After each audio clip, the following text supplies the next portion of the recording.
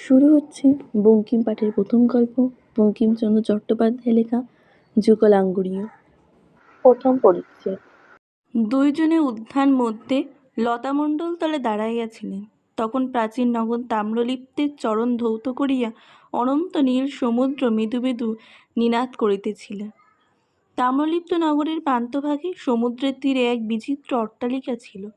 তাহার নিকট একটি সুনির্মল বৃক্ষবাটিকার অধিকারী ধনদাস নামক একজন শ্রেষ্ঠী। শ্রেষ্ঠীর কন্যা হিরণময়ী লতা মণ্ডপে দাঁড়াইয়া এক যুবা পুরুষের সঙ্গে কথা কহিতেছিলেন। হিরণময়ীর বিবাহের বয়স অতিক্রম হইয়াছিল। তিনি ঈষদী স্বামীর কামনায় 11 বৎসরে আরম্ভ করিয়া ক্রমাগত 5 বৎসর এই সমুদ্র তীর বাসিনী সাগরেশ্বরী নাম্নী দেবীর পূজা করিয়াছেন, কিন্তু মনন্তর সফল হয় নাই। প্রাপ্ত যৌবনা কুমারী কেন যে এই যুবার সঙ্গে একা কথা কহেন তাহা সকলেই জানিত। হিরণময় যখন 4 বৎসরের বালিকা, তখন এই যুবার বয়সক্রম 8 বৎসর। ইহার পিতা শচীসূত শ্রেষ্ঠী ধনদাসের প্রতিবাসী। এজন্য উভয় একত্রে বাল্যক্রিয়া করিতেন। হয় সতীসূচের গৃহে, নয় ধনদাসের গৃহে সর্বদা একত্রে সহবাস করিতেন। এখন যুবতী বয়স ষোড়শ, যুবার বয়স 20 বৎসর।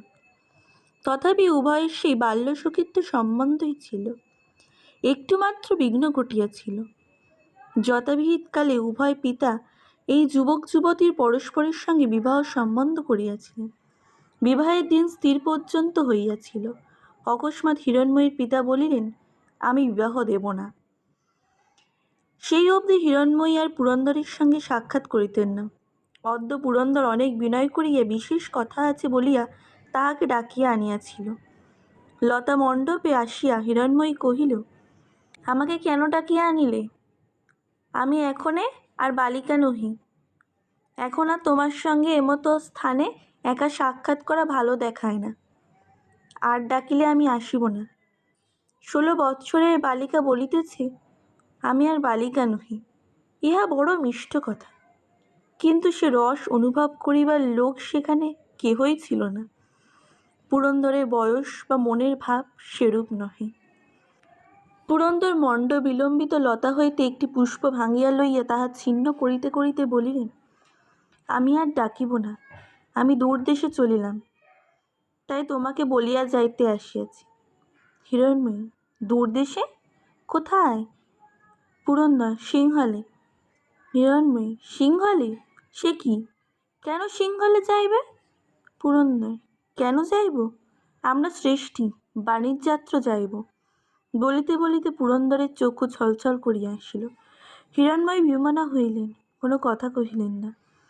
অনিমেষ লোচনে সম্মুখবর্তী সাগরতলের সূর্যকিরণের ক্রিয়া দেখিতে লাগিলেন। প্রাতঃকাল, মৃদু পবন বহিতেছে।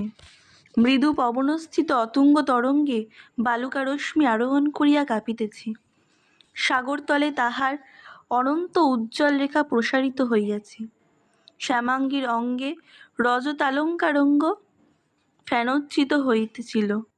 তীরে জলচর পক্ষীকুল শ্বেতরেখা সাজাইয়া বেড়াইতেছে। হিরণময়ী সব দেখিলেন।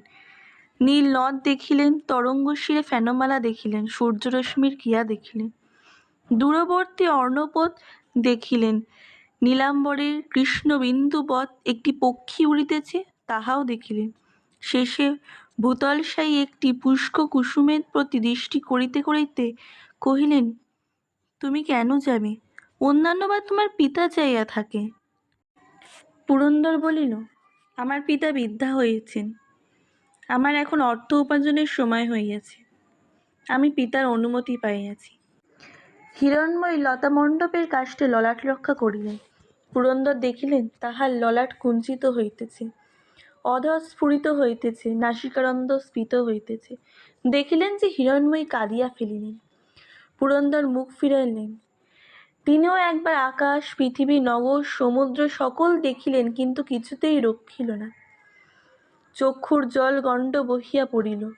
পুরন্দর চক্ষু মুছিয়া বলিলেন, এই কথা বলিবার জন্য আসিয়াছি। যেদিন তোমার পিতা বলিলেন কিছুতেই আমার সঙ্গে তোমার বিবাহ দিবেন না, সেই দিন হইতেই আমি সিংহলে যাইবার কল্পনা স্থির করিয়াছিলাম। ইচ্ছা আছে যে সিংহল হইতে ফিরিব না, যদি কখনো তোমায় ভুলিতে পারি তবেই ফিরিব। আমি অধিক কথা বলিতে জানি না, তুমিও অধিক কথা বুঝিতে পারিবে না। ইহা বুঝিতে পারিবে যে আমার পক্ষে জগৎ সংসার একদিকে, তুমি একদিকে হইলে, জগৎ তোমার তুল্য নহে। এই বলিয়া পুরন্দর হঠাৎ পশ্চাৎ ফিরিয়া পদাচরণ করিয়া অন্য একটি বৃক্ষের পাতা ছিঁড়িলেন। অশ্রুবেগ কিঞ্চিৎ শমিত হইলে ফিরিয়া আসিয়া আবার কহিলেন, তুমি আমায় ভালোবাসো তাহা জানি, কিন্তু যবেই হোক অন্যের পত্নী হইবে, অতএব তুমি আর আমায় মনে রাখিও না। তোমার সঙ্গে যেন এ জন্মে আমার আর সাক্ষাৎ না হয়। এই বলিয়া পুরন্দর বেগে প্রস্থান করিলেন। হিরণময়ী বসিয়া কাঁদিতে লাগিলেন। রোদন সংবরণ করিয়া একবার ভাবিলেন, আমি যদি আজি মরি তবে কি পুরন্দরের সিংহলে যাইতে পারে? আমি কেন গলায় লতা বাঁধিয়া মরি না, কিংবা সমুদ্রে ঝাঁপ দিই না? আবার ভাবিলেন, আমি যদি মরিলাম তবে পুরন্দর সিংহলে যাক না যাক, তাতে আমার কি? এই ভাবিয়া হিরণময়ী আবার কাঁদিতে বসিল।